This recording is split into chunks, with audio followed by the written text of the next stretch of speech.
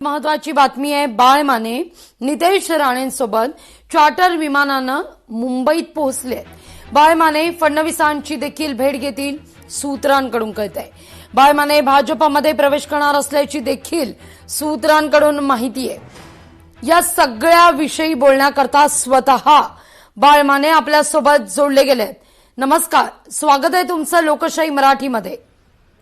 नमस्कार। अगदी अचानक कसं नेमकं काय घडलं की बाळ मानेंना अर्ज माघारी घ्यावा लागला?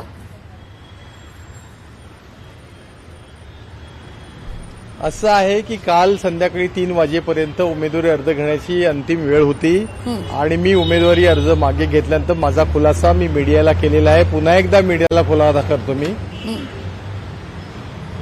हॅलो, तुमचा आवाज व्यवस्थित येतो आणि त्यामुळं महाविकास आघाडीनं मला उमेदवारी महाविकास आघाडीनं शिवसेना उद्धव बाळासाहेब ठाकरे पक्षाकडून मला उमेदवारी दिली होती। त्याप्रमाणे आम्ही उमेदवारी अर्ज भरला। परंतु आदरणीय सुप्रियाताई सुळे, आदरणीय हर्षवर्धन सकपाळ साहेब, आदरणीय उद्धवजींच्या वतीनं मिलिंद नार्वेकर साहेब आमदार, त्याचबरोबर अनिल देसाई साहेब, ही सगळी मंडळी त्या महाविकास आघाडीच्या चर्चेत होती। आणि त्यावेळेला विनायक राऊत साहेब म्हणते ही सीट शेतकरी कामगार पक्षाला तुम्ही सोडा।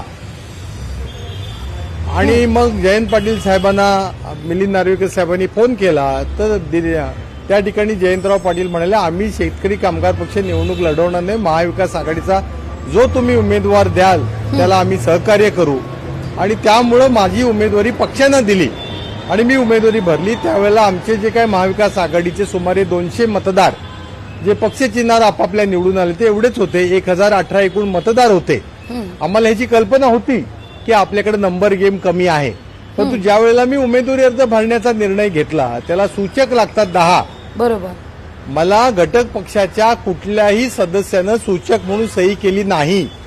सगळ्यांची नावं घेणं उचित नाही, परंतु त्यांनी मला सह्या दिल्या आणि माझ्या फक्त शिवसेना उद्धव बाळासाहेब ठाकरे पक्षाच्या नगरसेवकांनी मला सह्या केल्या। एका उमेदवारी अर्जाला 10 सह्या लागतात। रायगड, रत्नागिरी, सिंधुदुर्ग जिल्ह्यातल्या 40 मतदारांनी शिवसेना उद्धव बाळासाहेब ठाकरे पक्षाच्या मला सूचक देऊन मी फॉर्म भरला। मी प्रचाराच्या यंत्रणेला जेव्हा सुरुवात केली तेव्हा अनेक मतदार महाविकास आघाडीतले हे देवदर्शनाकरता गेलेले दिसले आणि त्यांचा माझा संपर्क झाला नाही। अशा वेळेला जर उद्या मतदान झालं तर मला शिवसेना उद्धव बाळासाहेब ठाकरे पक्षी 55 मतं पडतील अशी मला खात्री झाली। म्हणून मी वरिष्ठांच्या हे सगळं कानावर घातलं आणि त्यामुळं एखाद्या ठिकाणी निवडणुकीतनं मागं घेणं म्हणजे पळून जाणं किंवा त्याच्यात काही मॅच फिक्सिंग होणं, गद्दारी असं होत नाही, त्याला यशस्वी माघार म्हणतात।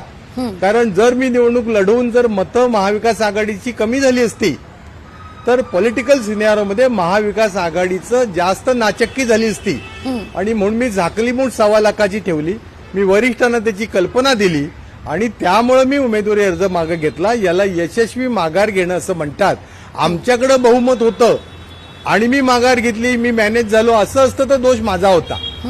आणि माझ्यावर जर पैशाचे आरोप विनायक राऊत करत असतील तर माझं त्यांना आव्हान आहे, त्यांनी ते सिद्ध करावं। एखादा थोडासा सकृतदर्शनी पुरावा द्यावा, मी सार्वजनिक जीवनात निवृत्त होईन।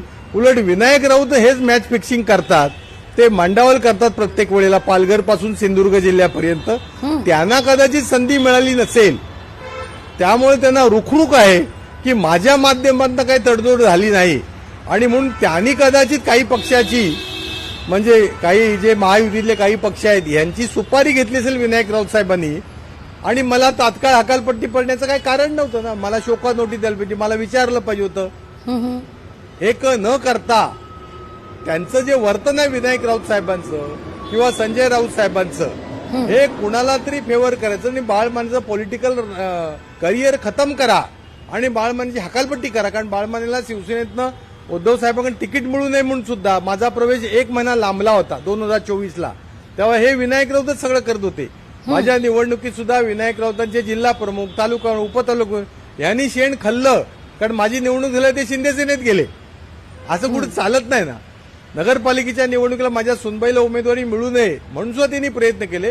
कितीतरी उदाहरणं सांगता येतील। त्यामुळं मी एक यशस्वी माघार घेतलेली आहे आणि घोडेबाजार जो होतो राजकारणातला तो टाळावा हा माझा व्यापक त्याच्यातला दृष्टिकोन होता। लोकशाही मराठी ऐका, पहा, जागरूक रहा।